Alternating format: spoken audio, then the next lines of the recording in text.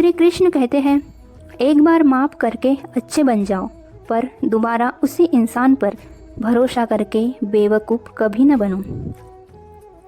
इच्छा पूरी नहीं होती तो क्रोध बढ़ता है, और इच्छा पूरी होती है तो लोभ बढ़ता है। इसीलिए जीवन की हर स्थिति में धैर्य बनाए रखना।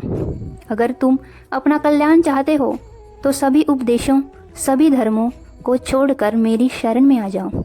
मैं तुम्हें मुक्ति प्रदान करूँगा। जो हुआ अच्छा हुआ, जो होगा अच्छा होगा। स्वयं को मुझ पर छोड़ दो, अपने कर्म पर ध्यान दो। कर्म ऐसा जो स्वार्थ रहित, पाप रहित हो।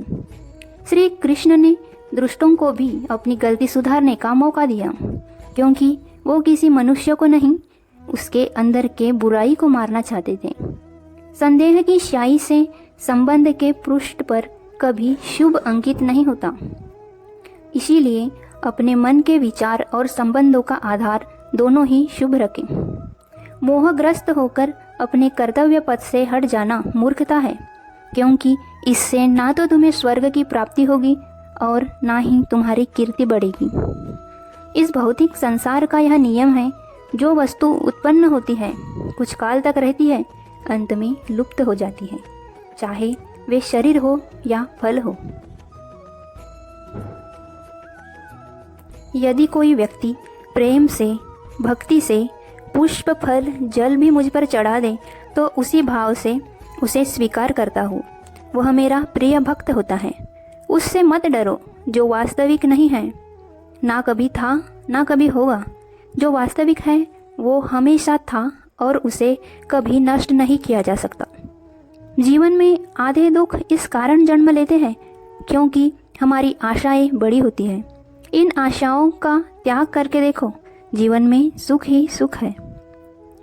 अपने परम भक्तों जो हमेशा मेरा स्मरण या एक चित्त मन से मेरा पूजन करते हैं, मैं व्यक्तिगत रूप से उनके कल्याण का उत्तरदायित्व लेता हूँ। जन्म लेने वाले के लिए मृत्यु उतनी ही निश्चित है जितना कि मृत होने वाले के लिए जन्म लेना। इसलिए जो अपरिहार्य है उस पर शोक मत करो।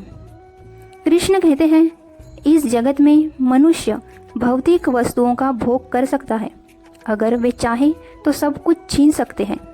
मनुष्य कुछ भी नहीं कर सकता। स्वार्थ से रिश्ते बनाने की कितनी भी कोशिश करे, वो कभी नहीं बनते हैं, और प्रेम से बने रिश्तों को कितना भी तोड़ने की कोशिश करे, वो कभी नहीं टूटते। क्रोध से भ्रम पैदा होता है, भ्रम से बुद्धि व्यग्र होती है। जब बुद्धि व्यग्र होती है तब तर्क नष्ट हो जाता है।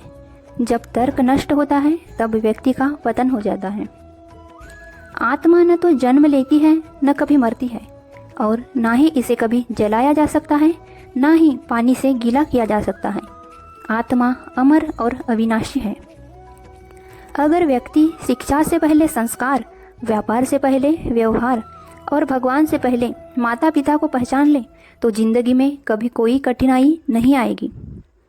विषयों का चिंतन करने से विषयों की आसक्ति होती है, आसक्ति से इच्छा उत्पन्न होती है, और इच्छाओं से क्रोध होता है, क्रोध से सम्मोहन और अविवेक उत्पन्न होता है। श्री कृष्ण कहते हैं, जैसे प्राणी अपने पुराने कपड़ों को उतार कर फेंक देता है और नए धारण करता है, उसी प्रकार यह आत्मा पुराने शरीर से त्याग करके नया शरीर प्राप्त करती है। तुम उसके लिए शोक करते हो जो शोक करने के योग्य नहीं, और फिर भी ज्ञान की बातें करते हो। बुद्धिमान व्यक्ति ना जीवित और ना ही मृत व्यक्ति के लिए शोक करते हैं। मन की गतिविधियों, होश, श्वास और भावनाओं के माध्यम से भगवान की शक्ति सदा तुम्हारे साथ है और लगातार तुम्हें बस एक साधन की तरह प्रयोग कर कार्य कर रही है। हर किसी के अंदर अपनी ताकत और अपनी कमजोरी होती है। मछली जंगल में दौड़ नहीं सकती और शेर पानी में राजा नहीं बन सकता। इसीलिए अहमियत सभी को देनी चाहिए। धर्म युद्ध में कोई भी व्यक्ति निष्पक्ष नहीं रह सकता है। धर्म युद्ध में जो व्यक्ति धर्म के साथ नहीं खड़ा है, इसका मतलब है वह अधर्म का साथ दे रहा है, वह अधर्म के साथ खड़ा है। अगर कोई मनुष्य हमारे साथ बुरा कर रहा है तो उसे करने दो, यह उसका कर्म है। समय उसके कर्मों का फल उसे जरूर देगा, लेकिन हमें कभी भी किसी के साथ बुरा नहीं करना चाहिए, क्योंकि यही हमारा धर्म है।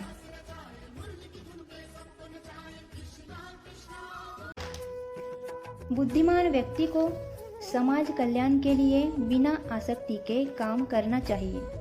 स्वार्थ संसार का एक ऐसा कुआं है जिसमें गिरकर निकल पाना बड़ा कठिन होता है। सेहत के लिए योग और किसी की जरूरत पर सहयोग, दोनों से ही जीवन बदलता है। आत्मज्ञान की तलवार से काटकर अपने हृदय से अज्ञान के संदेह को अलग कर दो। दुष्ट लोग अगर समझाने मात्र से समझ जाते तो यकीन मानो महाभारत कभी न होता। मनुष्य अपने विश्वास से निर्मित होता है। जैसा वो विश्वास करता है वैसा वो बन जाता है। मान अपमान, लाभ हानि, खुश हो जाना या दुखी हो जाना, यह सब मन की शरारत है जिसे तुम अपना समझकर मग्न हो रहे हो।